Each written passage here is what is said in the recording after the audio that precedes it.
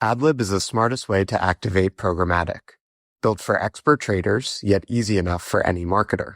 Launch across all top DSPs without contracts, overhead, or busy work. Schedule a free trial today and start maximizing ROAS with AdLib. Ravi Patel, CEO and founder of SWYM. Welcome to Open Market, a podcast about building companies in the advertising industry. How's it going? It's going well. Thank you, Joe, Eric. Excited to chat today and kind of see where we get to. Outside of advertising, what do you waste your money on, and are you going to stop? Outside of advertising, I don't know if it's directly me. I mean, at the house, obviously, if you become a homeowner, you tend to spend a lot of money on stuff you never realize you need to spend money on. But outside of that, it's just the family spends most of the money. I typically, I rock T-shirts that are 10 years old. So that's what I'm good at. Classic blaming it on the family. Hey, before we get started, Ravi, by way of disclosure, Ravi is CEO at SWYM, and SWYM is a Aperium portfolio company, which we're thrilled about. Just want to get that out there for the listeners. This week, hey, it's Friday, May 9th. There was the LiveRamp AI market map that came out. SWYM was listed as, I think, a custom algo company, right, Ravi? Yes, I think it was a custom bidding algo, and there's different, shapes and sizes of exactly those companies that are inside of it. But yeah, SWYM was in that. Got it. Okay, cool. Yeah, I want to dig into that at some point because it's such an emergent space that I think specific to the LiveRamp map. I give them a ton of credit for trying to organize that space, but I think that box that we're referring to is already probably like too confined to just describe, what you guys do as custom bidding algorithms. So for the listeners that's not familiar with SWYM, what do you do? Yeah, so SWYM, short for Stop Wasting Your Money, is essentially an intelligence layer that sits on top of the supply chain, so DSPs and SSPs. So we help brands and agencies essentially automate the whole curation, decisioning, bid shaping, and optimization for anything programmatic right now. So instead of kind of relying on some blunt rules that may exist and that we're used to and levers that we pull in the DSPs, we build these dynamic supply shaping strategies that adapt more in real time based on like campaign goals. So that's what makes us more the algorithmic in nature that we just spoke about, right? So whether it's controlling kind of what inventory or bid request qualifies or how the bids are shaped or what signal actually matters, we give a lot of the buyers really the ability to program their own intent into every impression that goes into the stack. Ravi, you were at PwC for 3 years before you started SWYM. That's not the most common line item in the resume of an ad tech founder. So I'm just curious what you were doing there and what you saw and how it led to SWYM.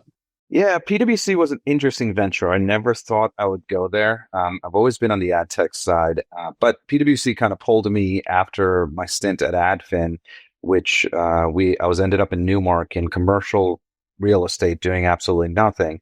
But the whole focus of PwC was around digital transformation. They were building that entire practice around marketing transformation, customer transformation.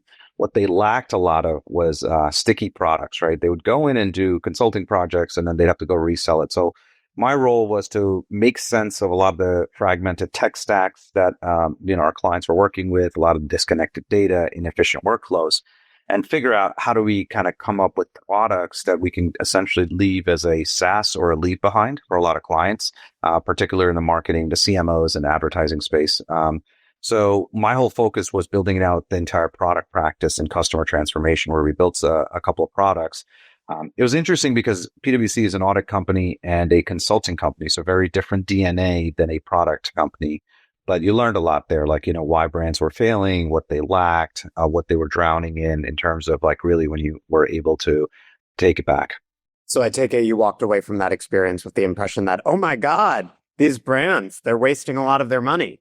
That's essentially it. One of the things is because PwC is SEC regulated, you can only do so much. You can only deal with certain clients. I mean, half of my Rolodex were clients that PwC audits, one of the big four. So, right, you can't hit on 25% of clients just to start with, of which 25% holdco. So any clients that the holdco has is also a question mark when it comes to it. So it did lead to the realization of SWYM, right? How do you bring intelligence, automation to the most inefficient and kind of manual part of our ecosystem, which really just comes down to activation and ability to be dynamic in nature. And what we always talked about, data-driven marketing strategies, being more data-driven and everything. I think everyone talks about it and they pull insights on it, but no one could really activate that. Many people ask you what SWYM stands for. No one asks us. We always ask them what they think SWYM stands for. And, we always What does say SWYM stand for? SWYM stands for Stop Wasting Your Money. But, today I had a realization. I was sitting there and I'm like, you know what? It can also stand for Spend What You Mean. So I'm like, I want to now go back on the weekend and figure out how do I bring those together. But we did start SWYM with the whole premise from AdFin, where we were building essentially financial-like systems for the advertising ecosystem years ago. And we always had these insights around how do we address the wasted spend that's not just MFAs and fraud and everything, but it was more around just the inefficiencies in the supply chain. And so we kept saying, stop wasting money, stop wasting money. We're like, what about stop wasting your money, like SWYM? Spend What You Mean is actually a very interesting point of departure for a riff, because I think, Mark Zuckerberg just like a week ago spoke to Ben Thompson at Stratechery, and he was essentially outlining the Advantage plus PMAX type thesis of of advertising's future, right? Where he's like, we already know about this because we're advertising people, but other people are like, oh my God, they're going to like destroy the advertising industry because they're just like building this like machine where you just tell them what outcomes you want and they deliver it. But of course, we know, I've called it the outcomes era. That is like kind of the central conceit of Meta and Google and sort of the epoch of advertising we're moving into. So I'm curious, how do you see SWYM, especially if we think about like spend what you mean, tell me what you want and I'll do it. How do you see SWYM in relation to that paradigm that Google and Meta are popularizing? Yeah, I think what Google and Meta are trying to do is essentially say, just put in your budget and tell us what you want and we'll just deliver it. And then you'll just believe our numbers at the end of the day. I think historically that's how it's been. If we think about attribution and the way that we see outcomes, there's a lot of attribution fraud that exists, or a lot of weighting that goes to certain like walled gardens or other places that they take credit for, because attribution analytics it's a very hard area. I think when we say spend what you mean, especially as it pertains to programmatic, and programmatic's growing pretty fast, it's all around like, it's not access to supply. It's about how do you control it intelligently, but control in a way that you're in the driver's seat, not in the back seat, right? And I think with the walled gardens, what's happening is you're basically in the back seat kind of dealing with that. Right. I mean, I guess the one way you could put it is spend what you mean would be a really good paradigm. The problem with the black box algos from Google and Meta is you don't actually know if you're spending what you want to spend to, or what you want to spend on, or what you mean to be spending on. Yep. In a way, that's it. The other thing is also spend what you mean is also, if you think about it, you get to control. When I say control everything, I don't mean just like your campaigns, right? And the levers that you pull. It's the data, it's the audiences, it's the inventory, the targeting, and also the outcomes. When you do it with the walled gardens, you really just control the budget and the outcomes at the end of the day. And that control will come with a cost when it comes to Meta and everyone else. And that's why I always say we're more of an intelligence layer, because that intelligence layer is still controlled by buyers, it's still advertisers or agencies, because you still get that full transparency, you get that full customization and full portability when you're trying to go from platform to platform. Unlike in Meta, once you use their algos, right, that's all you're going to be stuck to is Meta, and you better spend more money in there, or else you're basically given that intelligence. It's a sunk cost. Yeah, I've been thinking, as I've been talking to a lot of clients who have been telling me similar things to this, that, like outcomes are the dominant paradigm. Everyone needs to show they're delivering better outcomes, which could mean, rooting out waste, driving better performance. Obviously, those things are related. But the sort of fissure within the outcomes era is transparency or control, right? Where it's like, for open web ad tech companies to compete with Google and Meta, and for the like open web inventory sources to compete, you need to be able to say like, look, I know they're giving you these outcomes and they're making it super easy and they're telling you they're driving like insane, ROAS or whatever, but you can't trust them because they're grading their own homework and you can't actually see what's going on. So come to us. We will drive the same level of performance or similar or better, and you will actually be able to independently verify that it's working. And then, as you're saying, get control, tweak the variables. Yeah, tweak the variables. And along with that, you're essentially programming your own brain, essentially, so that you can extract everything that you want. But then when you want to move away or shift away to other types of executions, other types of platforms, you're able to take that with you, right? That's the big piece. That's what you lose when it comes to like going all in on one platform. And I think that's why over the years, a lot of people got, annoyed with DV360 and the nuances they did. They couldn't take all those learnings that they had from that data and that execution and bring it to another DSP or another platform. Makes perfect sense. One of our, I think, best and most listened to episodes of Open Market ever was with Mike O'Sullivan from Sincera, who you know well.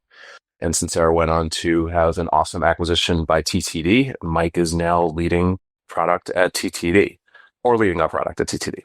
This isn't about Mike. One of the things that was interesting about that conversation is we sort of like, this is not about advertising, but we, spend a lot of time on like go to market and marketing and positioning. Was we workshopped the Sincera narrative a little bit, just in free form to help, largely the audience think through how Joe thinks about helping companies, kind of like tweak the pitch, tweak the strategy a little bit. If you wouldn't mind in real time, it might be fun to just like go through that and just, you'll see how, see how this stuff resonates with our resident expert. Yeah, so I think the big thing is, and you and I have spoken about this behind the scenes, Ravi, but most ad tech startups just describe what they do, but they don't have a narrative about the broader ecosystem, right? So it's like, we're going to deliver better performance, but it's like, okay, how? The question I always ask is, what's wrong with the status quo? Like, how are your customers being underserved, or how are they getting screwed over, and who's screwing them over? Like, who are the villains? And so I think one thing that's interesting about SWYM is, you guys do actually depart with a critique of the ecosystem. I mean, literally in the name is like, stop wasting your money. So you kind of have a classic, like, advertising is broken message. But I think one of the issues for you is, on the one hand, this problem of advertisers wasting their money has become incredibly hot over the last 18 months, right? There's the curation phenomenon, anti-MFAs, the trade desk pivoting from the open internet to the premium internet is a message. So people are very aware of this problem, and that's good for you, and that advertisers should be primed to be looking for solutions that are going to help them stop wasting their money. But then on the other hand, dozens of companies have come out with products, or at the very least messaging, over the last 12 plus months aligned with this, right? We've seen this with the curation phenomenon, right? It's like every SSP is saying they're doing curation now. So with that in mind, how have you been navigating that crowded market, and how do you stand out? That's a good question. So one of the things, I think, going back to a little bit about the problem, and as you said, when we kind of go and say, stop wasting your money, when we talk about wasting money, wasted ad spend, I think what happens is a lot of people gravitate to fraud, brand safety, viewability, and MFAs. They go to the quality aspect of it. What we stand for at SWYM is advertisers waste money not because they aren't measuring outcomes. They very much are trying to, or are doing it okay. It's because they're bidding on impressions that they should have never seen in the first place, right? So there's a blind spot right now between strategy and execution. And yes, there's a lot of wasted spend in all those fraud categories and everything else. But there's also a lot of wasted spend on just non-fraudulent activities that happen, right? The DSP doesn't always know the true intent, and the SSPs just want to fill impressions. And I think that's where we really are different compared to everyone else. Everyone else is saying you should target these audiences, you get better match rates because you do it at supply side, or we have unique audiences, right? And that's the gap that we're trying to target. It's saying, instead of fixing one lever like SPO or just frequency or audiences, we're giving the ability to kind of dynamically adjust how you bid and what you get access to. So it goes back to that blunt rules, right? So what other partners do, and we try to educate, is we're not just a curator at the end of the day. We're automating and optimizing, right? We're using models and agentic logic to do things in real time. And the other piece is we're not locked into any one specific SSP or anything. We can dissect the paths across different SSPs. So it goes more into how it is we actually do it rather than just what we do. And I think that's what kind of stands us out. And also the easy activation makes it a lot easier. It's interesting to put it that way, to say, we're not necessarily solving the MFA problem or the fraud problem, or maybe we are a part of that, but it's not the focus. But when you say that, I feel like I need to dig deeper to fully understand it. So could you give me an example of other companies that you think are out there in the market saying we're solving this problem, but you're yeah, but they're either not really solving it, or they're just solving a different part of it, and this is how our approach is distinct from that? Yeah, I mean, there are companies, you take Captify or Audigent, right? For example, who do say like, hey, we can help match supply with buyers at the end of the day. But what they're solving for is more the audience problem. It's just saying, hey, we can help you target better audiences. Our hypothesis has always been like, maybe in the future we get rid of this idea of targeting audiences and we go target for outcomes, and we let the system kind of learn. You feed the system what you need it to do, and it iterates and it learns. A lot of times we go in with the idea that we need to go after, credit seekers because we're trying to sell a credit card. Why? Right? Is that really the right market and the right people to target? Rather, why not see like what's actually working? What contexts of the specific type of impression is leading to any kind of conversion you're looking for, as opposed to just saying we're going to go target some TransUnion segment that kind of goes after it. So it's a different way of kind of activating activations. But at the end of the day, people don't like change in our ecosystem. It's very hard to move them. So we do have to also tailor it in a way that they understand, saying that you're still targeting audiences, but this is more of a dynamic audience selection kind of process and methodology. It's actually very interesting, I think, to say, yes, we all agree that there's a lot of waste in digital advertising, but the way most people solve that is audience first. And audiences are actually a proxy for outcomes. And what makes SWYM's approach to cleaning up the ecosystem different is we focus on the outcomes and optimizing exactly what you're doing to drive better ones instead of trying to apply data to inventory to, find the audience you want as a proxy for the results you want to achieve. That's actually very well said. I mean, the way I think of it is more simplistic. I think of my brain as the monkey brain. I'm just like, we've been targeting audiences for, decades. If we target audiences so efficiently, we knew all who we needed to target, then why are we wasting so much money, right? At the end of the day, these companies would be super efficient. They'd be super profitable. It just kind of goes and shows like maybe that's just one little mechanism to kind of help learn, but you really need to activate more in the granularity of understanding. And when I say context, I don't mean contextual. I mean like, what kind of page, what kind of ad unit, what kind of format. It goes back to, what Sincera does, page level signals. Essentially, you also feed into it too.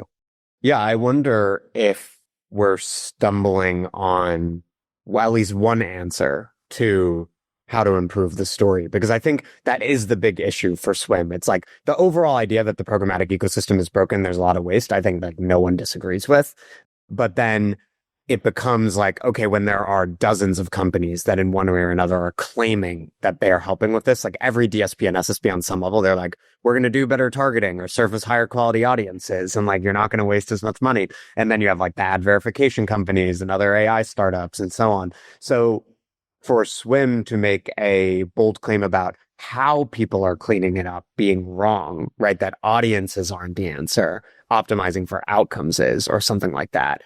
That seems interesting to me. And like at present, if you go to the site, which I always pick on the site because it's just the most public example, but it's always like founders are sad because it's like we wrote it a year ago and whatever. But it's like, yeah, it's like if you go to the SWYM homepage right now, like you don't see the word audiences. And I wonder if that's how there's so much text there. And I wonder if the way you streamline it is to use the monkey brain message of like, you've been targeting audiences for decades. How's that working out for you? And it's like, this is another approach not predicated on targeting audiences, but targeting outcomes. No, I think that's a good example of it. Kind of pushing to them how things are working. We don't do that well, but we are redesigning the websites. We'll have to add that piece into it. That's the big thing in our ecosystem. Everyone says they do everything, but do they really, right? Like, what is really underlying it? Or is it just to get started and then come up with an excuse when things don't work? Yeah. And I think the challenge is you can never just say, we do it better, right? You need to, and it also can't be like the monkey brain message is the goal, right? Like we're figuring out in real time, but you're sort of putting in a self-deprecatory manner, but actually you're arriving in exactly the right place. Like you need a very simple concept to explain, like, this is how everyone else is approaching cleaning up the ecosystem. This is why it's wrong. And this is how we do it. And so, yeah, maybe the against audience optimization kind of message is part of the answer. Eric mentioned at the top that everyone's trying to make sense of the ad tech startup ecosystem and in particular the emerging AI ecosystem. And so I could see SWYM getting lumped into a few different categories. Like you could be in like the SVO part of the map, custom algorithms, curation. If you had to pick a category or like a name to be associated with, which category do you want to be in? that's hard to pick a category, right? So let's talk about SPO. We're not just SPO. That's a byproduct at the end of the day. We're not just a custom algo because even though we use like machine learning for bid shaping, and we're not just curation because we also do it at scale, right? Curation is the idea that you take the most premium sites and you kind of go curate on that. I go back to the idea of like that intelligence layer, and the way I'd like to think of it is it's almost like a programmable control layer that advertisers and agencies have always been missing, that they kind of gave away to DSPs, and now they're giving away to SSPs. And so it's like pulling that back and essentially allowing DSPs and SSPs do what they were meant to do: auctions, programmatic connections, programmatic pipes, and allow all that decisioning and everything to sit inside of the agency infrastructure at the end of the day. So helping, program the rules around what kind of signal matters, how does it matter, why does it matter, how does it adapt across different SSPs in real time. I just think it's a different way of executing. So in a way, yes, we're lumped into all of them, and there's a narrative around each. But at the same time, I think we're missing the bigger picture of what all these different areas are trying to do, which is essentially building that layer that goes back into the buyer's hands. I mean, as a provisional answer, we are a decisioning engine, and we're taking decisioning out of the DSP and SSP and putting it in the hands of agencies. Who else could say that, Ravi? Who else can say that?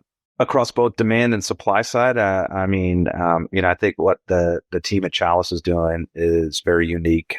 They're very deep into it, but outside of them and us, there's not many people that understand the nuances of the entire ecosystem through the programmatic pipes. I think there's also with Brian and Scope 3, they're coming to market with how they've kind of changed their offering is going to be another piece. But yeah, there's not many people that can actually say that. I mean, a lot of SSPs will say that. I mean, I saw yesterday a major SSP kind of releasing their new AI engine. It's very hard for bigger companies that are established to be AI driven, right? They can't be AI native. And so this goes back to actually, I was thinking about this a lot, and I was talking to our mutual friend Brett Wilson the other day about this. This is ad buying 3.0. Ad buying 1.0 was ad networks. 2.0 was DSPs and SSPs. 3.0 is this entire programmable layer that few companies are starting to operate in now. I love that. That's big. The reason I like putting decisioning back in the hands of agencies in particular and positioning that as the next wave of ad buying is that I think agencies are facing an existential threat in the form of AI and that black box approach from Google and Meta, right? And they're becoming more and more aware of that. Right, like there's fear around what is the role of the agency in the AI era of advertising, and are Google and Meta in particular with their black box approach potentially disintermediating the agency. And so, not only maybe does the putting decisioning back in the hands of agencies type message differentiate you from so many of the different players in ad tech who are talking about cleaning up the ecosystem, but it also plays on a very timely fear driven by AI, which is the most important, disruptive force in advertising that your customers might be feeling.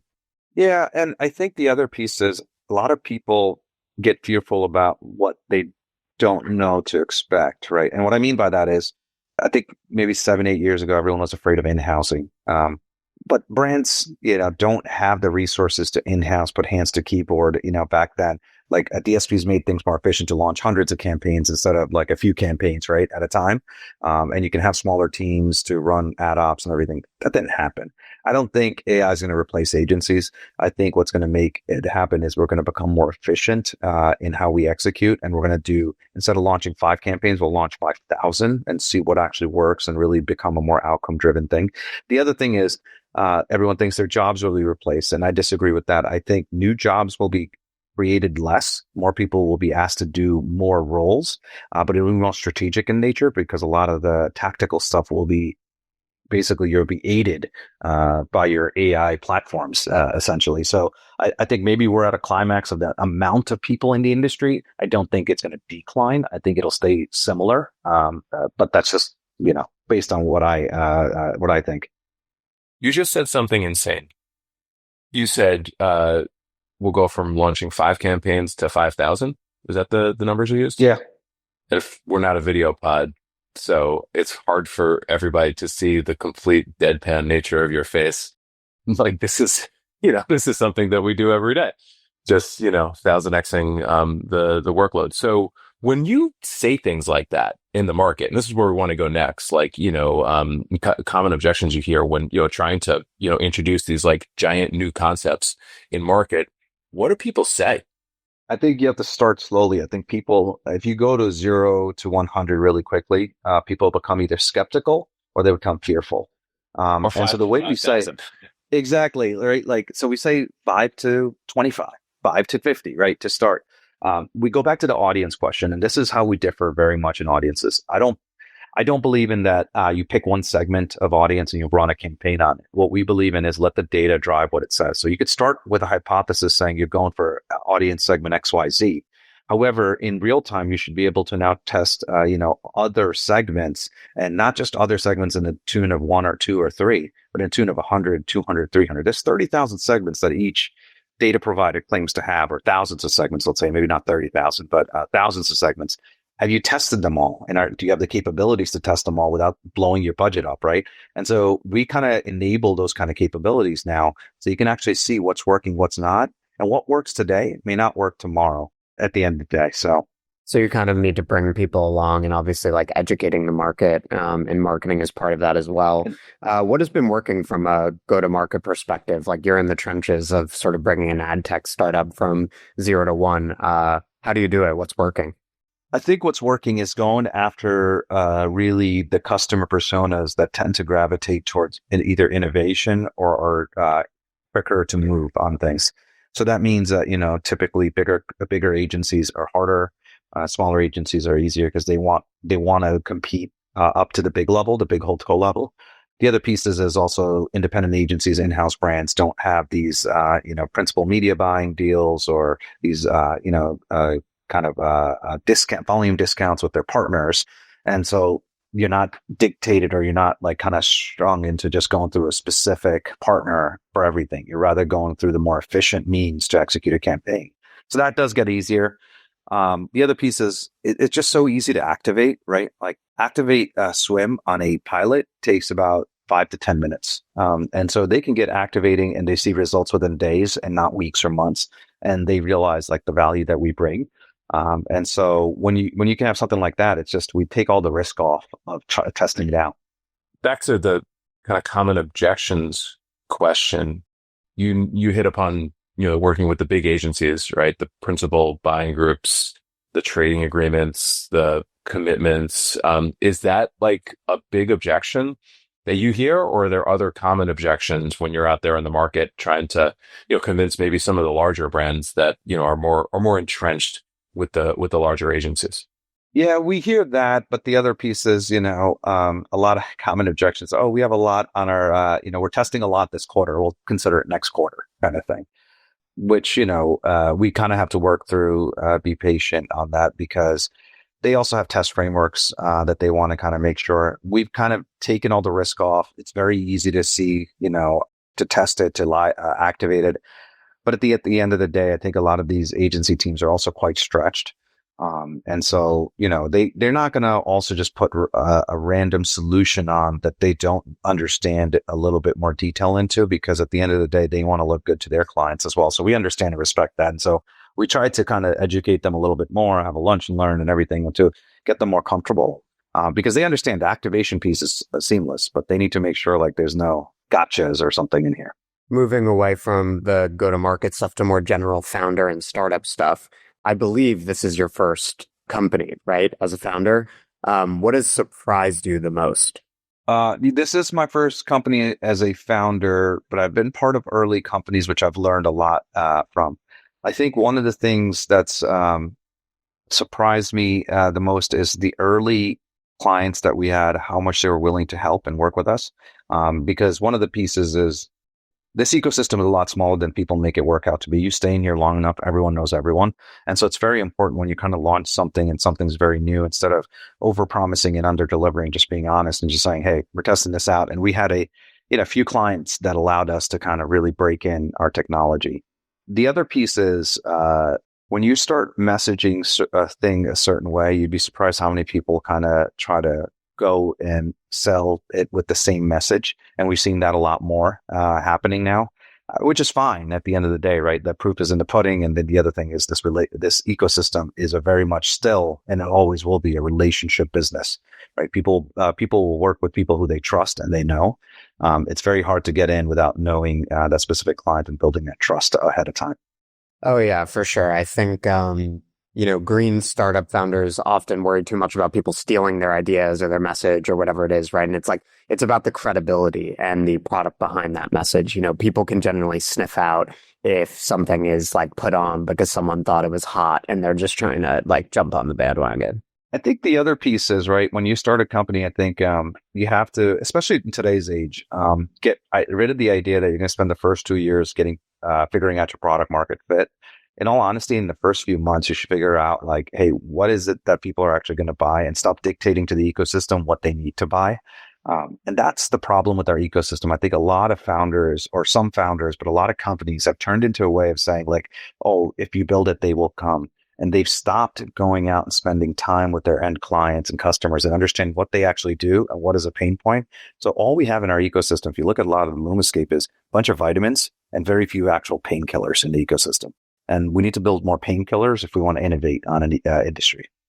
Ravi, you're a first-time founder, and you're a first-time founder in 2025, which means you're starting a company in a kind of a new age, right? With, both AI as what you bring to market, but also AI presumably infused throughout the organization. So, as recently as a few years ago, companies would raise whatever they raise, and then they would hire a lot of people. They would, have these kind of like 12 to 18 month plans.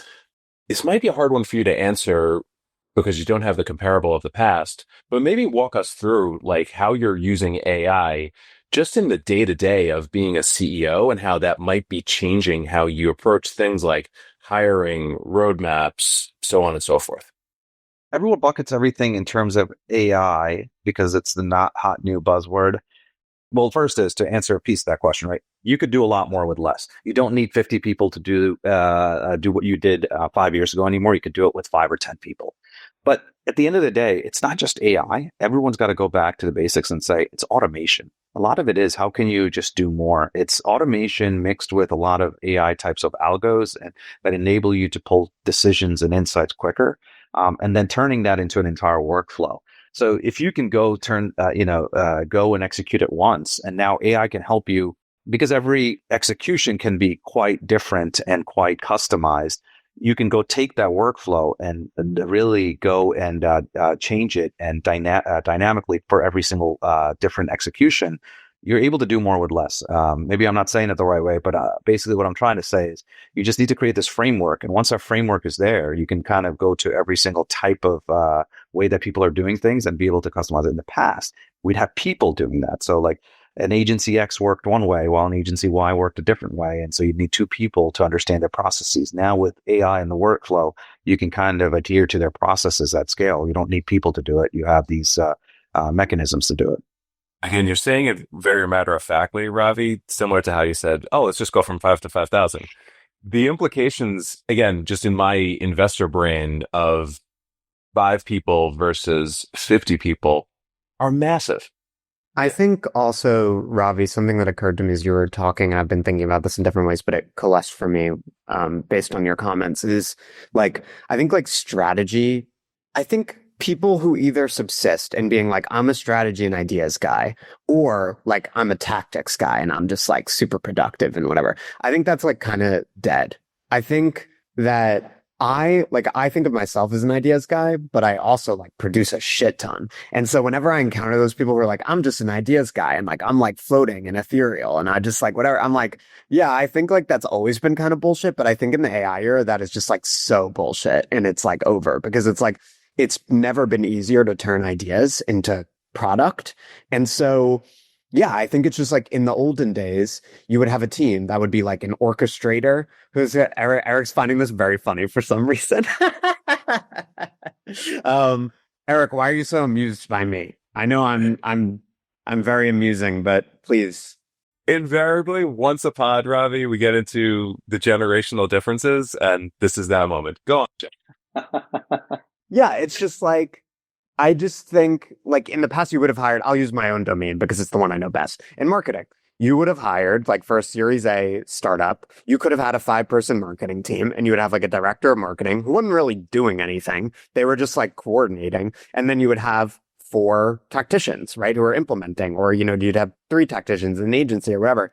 I just think that's one person now. Or it's like one agency that costs what that director of marketing costs, which is obviously part of my pitch. But yeah, it's just like, you can have one person or one entity come up with all the ideas and then also execute them in a way that used to take 5 times more people to do. 100%. And that's why I the way I've kind of gone with it is we're going to be at, I don't want to say at most, but we can be a 50-person company, but operating at today's 500 people company in our ecosystem, right? Like that's how much production is possible, if not even more at the end of the day. So I don't think this next age of companies, you're going to see huge, big inflated companies. I think you're going to see very efficient, lean teams. And it's good for everyone involved, right? From the investors to the founders to the employees. And I think it's going to be a huge advantage for companies like SWYM for today's startups, because I've pitched a couple CEOs of like later stage ad tech companies on sort of reinventing the approach to marketing along these lines. But it's very hard for people to do. It's very hard to unwind something. Like once you have a bureaucracy and like you have that like beast of like a 20 or 30 or 40-person marketing team, it's very hard to like embrace the reality that you could probably do that with like 4 people. And it's also like, we shouldn't be so glib about it. Like, yeah, those are people. Like you have 40 people and like those are people with jobs. And so it's very hard to shift. But this is just to say that like the startups, like the companies that are pioneering the next generation of ad tech, they're going to start from scratch and they're never going to build that 40-person bureaucracy. And obviously this is a major issue like in the economy in the world now with like what the workforce is going to look like given that. But I'm pretty certain that like that's the way things are going to go. And it'll be a huge advantage for newer companies because they're just going to start out operating super lean. So let me tie this back. You said that we can have more efficient companies in terms of amount of people. Shouldn't the same be said about marketing dollars being spent? You should be able to get the same efficiency spending 50, 60, 70% less than you did once before. Just something to ponder on because I believe it's true, right? I think you could probably, most companies can spend 50% of what they spend if they spend it more efficiently, drive probably 50% extra value more than they did last year too. It's a good place to stop, I think. Yeah. Yeah. Ravi just drops mics and walks out of the room. So Stop funny. wasting your money. Ravi's wife needs a new shirt. Eric needs a new boat. Stop it. Ravi, if people are interested in learning more about SWYM, how can they get a hold of you? You can email me at ravi@swym.ai, SWYM. Stop wasting your money. Spend what you mean. Whatever you like more. Or just on LinkedIn, so definitely excited to sit with it, especially any founders or anyone just looking to see how we did what we did and what we're doing. Amazing. Joe, it's great. Thank you very much. Yeah, I love this. Thank you very much, Ravi. Thank you, Joe.